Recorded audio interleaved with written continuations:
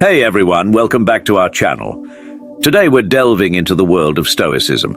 It's a philosophy that's been gaining a lot of traction, and for good reason.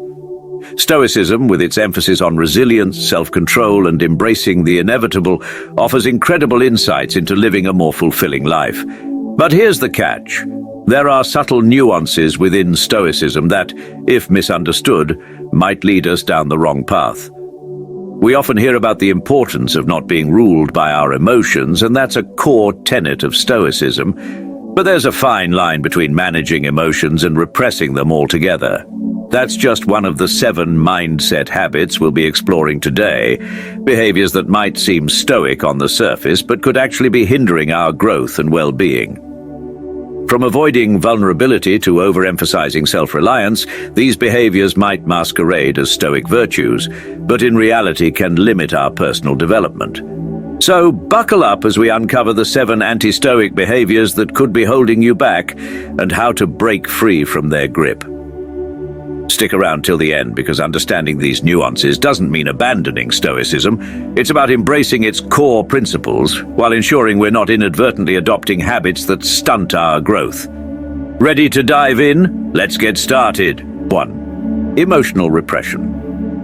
Let's delve deeper into the concept of emotional repression. Stoicism teaches us the importance of not being entirely dictated by our emotions, an invaluable lesson indeed. It encourages us to cultivate a sense of inner calm and rationality, especially in challenging situations. However, there's a crucial nuance that often gets misunderstood: the difference between managing our emotions and outright repressing them. When we talk about emotional repression, we're discussing the act of pushing emotions aside or pretending they don't exist. It's almost like trying to sweep things under the rug. Stoicism isn't about denying emotions. It's about understanding their role in our lives and learning how to respond to them in a constructive manner.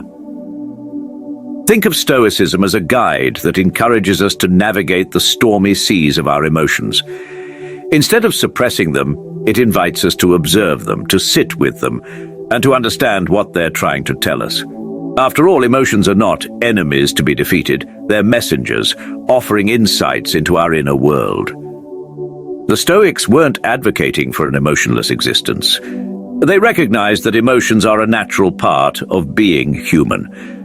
What Stoicism offers is a framework to perceive emotions as passing experiences, not permanent states. By acknowledging and comprehending our emotions, whether they're discomforting or uplifting, we gain a deeper understanding of ourselves. 2. Avoidance of vulnerability. Moving on to our second point, the avoidance of vulnerability. In the realm of Stoicism, there's a focus on resilience and enduring hardship without letting it overwhelm us. But sometimes this can be misconstrued as avoiding vulnerability altogether.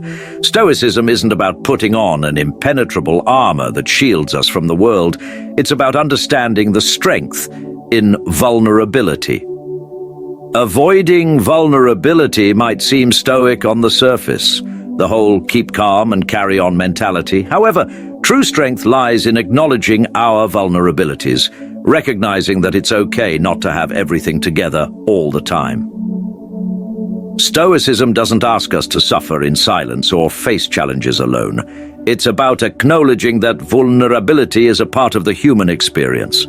Opening up about our struggles, seeking support, and expressing our genuine emotions are acts of courage, not weaknesses. By embracing vulnerability, we foster deeper connections with others and with ourselves. It allows us to share our authentic selves and build genuine relationships based on trust and understanding. Stoicism doesn't advocate for a facade of invincibility. It encourages us to be resilient while embracing our vulnerabilities as integral parts of our journey. So instead of avoiding vulnerability in the name of Stoicism, let's reframe it as an opportunity for growth and connection. It's about acknowledging that being vulnerable doesn't make us weak. It makes us beautifully human. 3.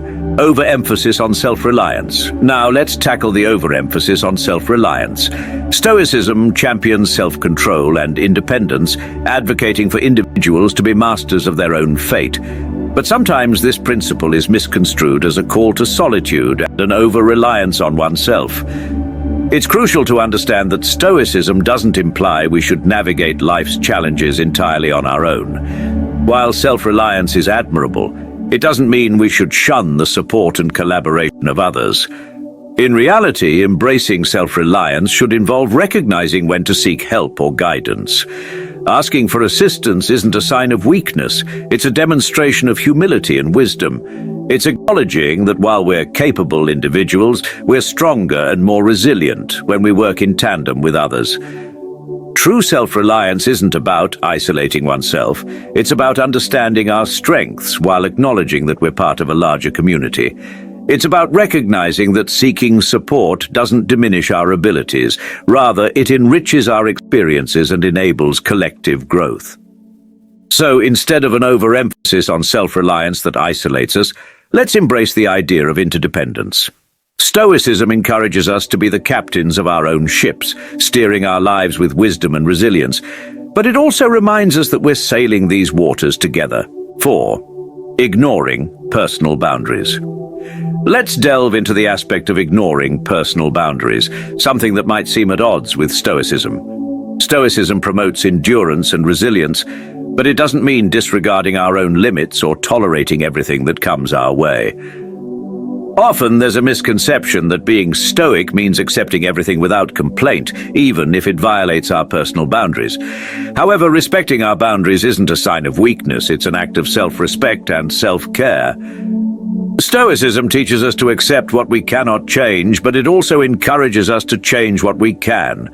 Understanding and asserting our boundaries falls into that category of what we can control. By setting and honoring our boundaries, we preserve our mental and emotional well-being. It's not about being rigid or inflexible, it's about defining our limits, which allows us to engage more authentically and responsibly with the world around us.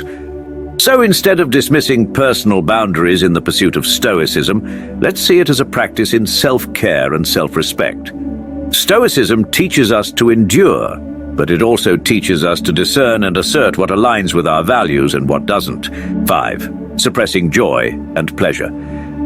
Let's explore the notion of suppressing joy and pleasure, something that might inadvertently be associated with Stoicism. While Stoicism values resilience and inner strength, it doesn't advocate for a joyless or pleasureless existence. Sometimes there's a misunderstanding that embracing Stoicism means rejecting moments of joy or pleasure. However, Stoicism doesn't encourage us to deny ourselves happiness. Instead, it offers a perspective on how we perceive and appreciate these moments. Stoicism invites us to find joy in the simplicity of life, in the small, everyday pleasures that often go unnoticed. It's about being present in these moments, recognizing their fleeting nature and cherishing them without attachment. By embracing moments of joy and pleasure, we don't contradict Stoic principles. Instead, we enhance our experiences.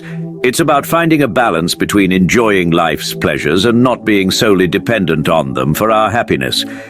So instead of suppressing joy and pleasure in the name of Stoicism, let's see it as an invitation to savor these moments mindfully. Stoicism encourages us to find contentment in what we have while acknowledging and relishing the beauty of life's simple pleasures. 6. Denial of change and impermanence. Now let's tackle the aspect of denying change and impermanence, a potential misunderstanding within Stoicism. Stoic philosophy teaches us to accept what we cannot change, but it doesn't imply that we should deny the inevitability of change itself. Sometimes there's a misconception that embracing Stoicism means resisting or denying the reality of change and impermanence.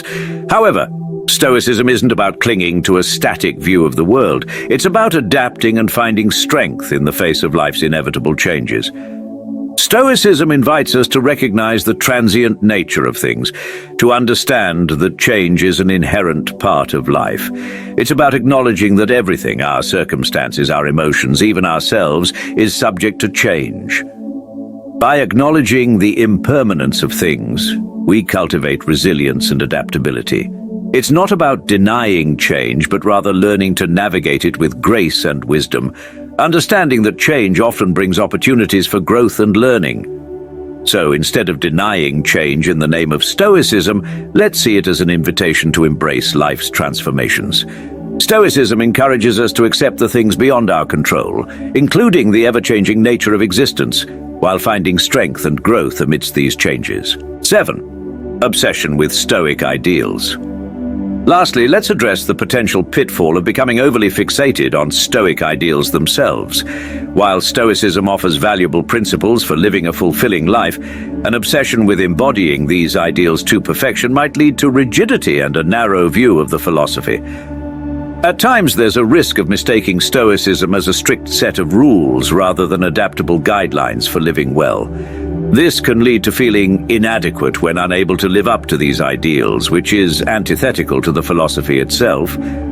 Stoicism isn't about becoming a flawless embodiment of its principles. Instead, it's about applying its teachings in a way that resonates with our individual lives and circumstances.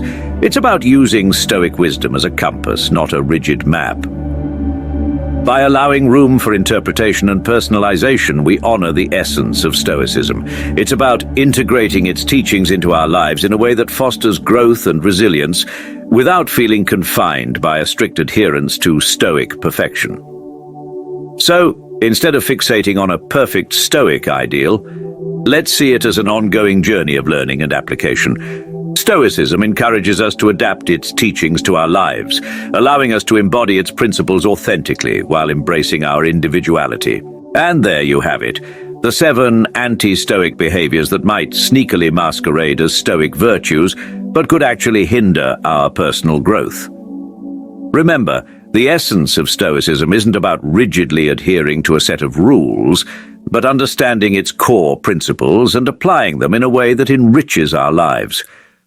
What's crucial is finding a balance, embracing the resilience, wisdom, and mindfulness Stoicism offers while avoiding the pitfalls that might lead to rigidity or misunderstanding.